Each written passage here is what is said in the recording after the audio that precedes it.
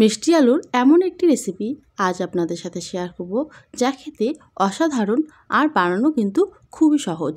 নমস্কার বন্ধুরা, আমার চ্যানেল অনুরাধুনীতে সকলকে স্বাগত জানাই। আশা করি সবাই সুস্থ আছেন। আজ আমি আপনাদের সাথে তৈরি করব মিষ্টি আলুর রসবড়া। এই রেসিপি তৈরি করার জন্য সর্বপ্রথমে একটা শিরা তৈরি করে নেব।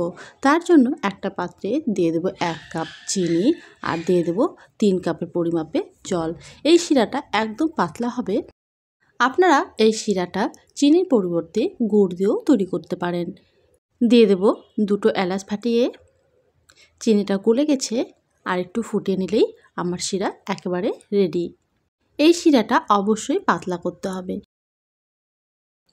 আমি এখানে 2টো বড় সাইজের মিষ্টি আলু ভালোভাবে সেদ্ধ করে নিয়েছি। এবারে খোসাটা আমি ছাড়িয়ে নেব।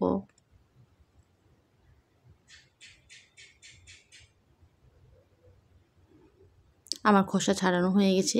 এবারে মিষ্টি আলুগুলো ম্যাশ করে নেব।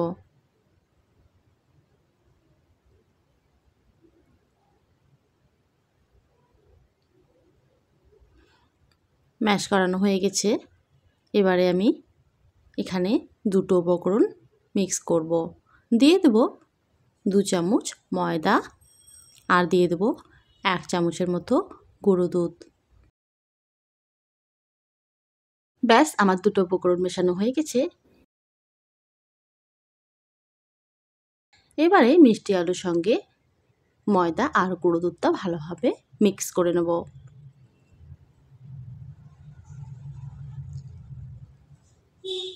আমার ভালোভাবে মাখানো হয়ে গেছে।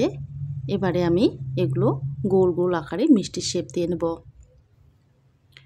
বন্ধুরা, আমার এই রেসিপি ভালো লাগলে ভিডিওটাকে একটা লাইক করবেন, বাড়িতে তৈরি করে কমেন্টে অবশ্যই জানাবেন, আর চ্যানেলটাকে সাবস্ক্রাইব করে পাশে থাকার অনুরোধ রইল।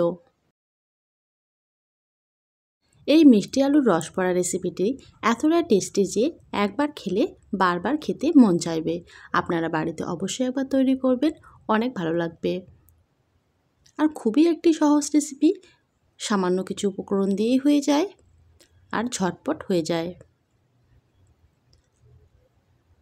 আমি এবারে এগুলো ভেজে নেব। কড়াইয়ে দিয়ে দেব বেশ কিছু পরিমাণ সাদা তেল। তেল হালকা গরম হয়ে গেলে এক এক করে মিষ্টি আলুর বড়াগুলো দিয়ে দেব। তেলটা বেশি গরম করব না, একটু গরম করে তারপর বড়াগুলো দিয়ে দিতে হবে। মিডিয়াম টু হাই আঁচে এই বড়াগুলো ভেজে নেব।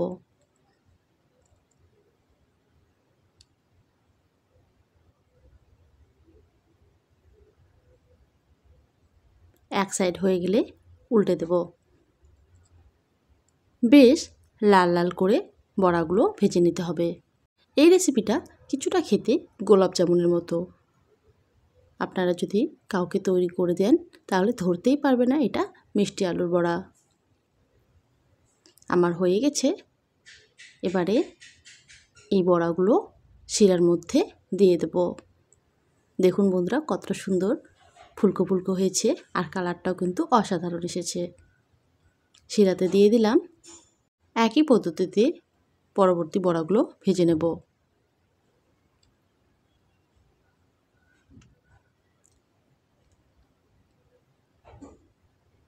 উল্টে পাল্টে ভাজা হয়ে গেলে তুলে নিয়ে আবার শিরাতে দিয়ে দেব।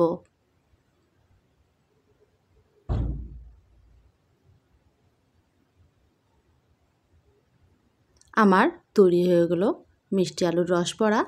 বাড়িতে অবশ্যই একবার তৈরি করবেন। আজ তাহলে এই পর্যন্তই। আবারও ফিরে আসবো কোনো এক রেসিপি নিয়ে। ভালো থাকবেন, সুস্থ থাকবেন। ধন্যবাদ, আর পাশে থাকার জন্য অনুরোধ রইল।